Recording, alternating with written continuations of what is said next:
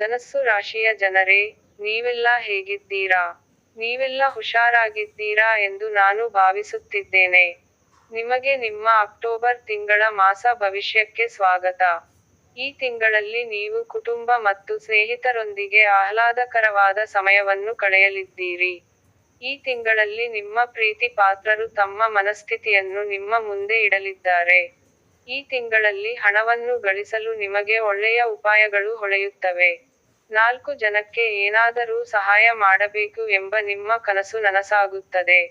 ಹೊಸದಾಗಿ ಉದ್ಯೋಗವನ್ನು ಆರಂಭಿಸಬೇಕು ಎಂದುಕೊಂಡಿರುವವರಿಗಂತೂ ಈ ತಿಂಗಳು ಅತ್ಯಂತ ಉತ್ತಮವಾಗಿದೆ. ಜನಗಳಿಂದ ಹೊಗಳಿಸಿಕೊಳ್ಳುವಿರಿ. ನೀವು ಪ್ರೀತಿ ಮತ್ತು ಸಹಾನುಭೂತಿಯಿಂದ ಎಲ್ಲಾ ಜನರ ಮನಸ್ಸನ್ನು ಗೆಲ್ಲುವಿರಿ. ಈ ತಿಂಗಳಲ್ಲಿ ಆಪ್ತ ಸ್ನೇಹಿತನ ಸಹಾಯದಿಂದ ನೀವು ಪ್ರಯೋಜನವನ್ನು ಪಡೆಯಲಿದ್ದೀರಿ.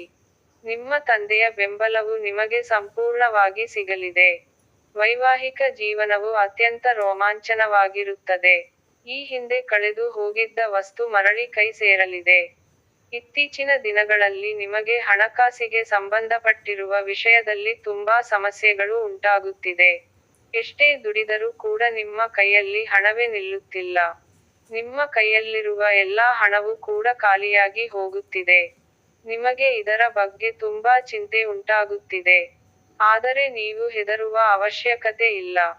ನಾನು ನಿಮಗೆ ಒಂದು ಸರಳವಾದ ಉಪಾಯವನ್ನು ಹೇಳಿಕೊಡುತ್ತೇನೆ. ನೀವು ಈ ತಿಂಗಳಲ್ಲಿ ಈ ಉಪಾಯವನ್ನು ತಪ್ಪದೇ ಮಾಡಿದರೆ ನಿಮಗೆ ಹಣಕಾಸಿನ ವಿಚಾರದಲ್ಲಿ ಅಭಿವೃದ್ಧಿ ಉಂಟಾಗುತ್ತದೆ. ಹಾಗಾಗಿ ನಾನು ಹೇಳುವ ಪರಿಹಾರವನ್ನು ನೀವು ಈ ತಿಂಗಳಲ್ಲಿ ತಪ್ಪದೇ ಮಾಡಿಕೊಳ್ಳಿ.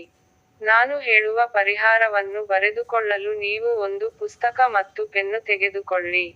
ನಾನು ಹೇಳುವ ಪರಿಹಾರವನ್ನು ಸರಿಯಾಗಿ ಕೇಳಿಸಿಕೊಳ್ಳಿ. ಈ ತಿಂಗಳ 12ನೇ ತಾರೀಖಿನಂದು ವಿಜಯದಶಮಿ ಇದೆ. ಆ ದಿನವೇ ನೀವು ಈ ಪರಿಹಾರವನ್ನು ಮಾಡಿಕೊಳ್ಳಬೇಕು.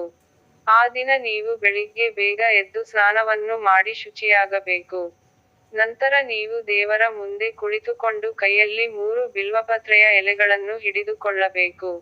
ನಂತರ ನೀವು 48 ಬಾರಿ ಓಂ ನಮಃ ಶಿವಾಯ ಎಂಬ ಮಂತ್ರವನ್ನು ಪಠಿಸಬೇಕು.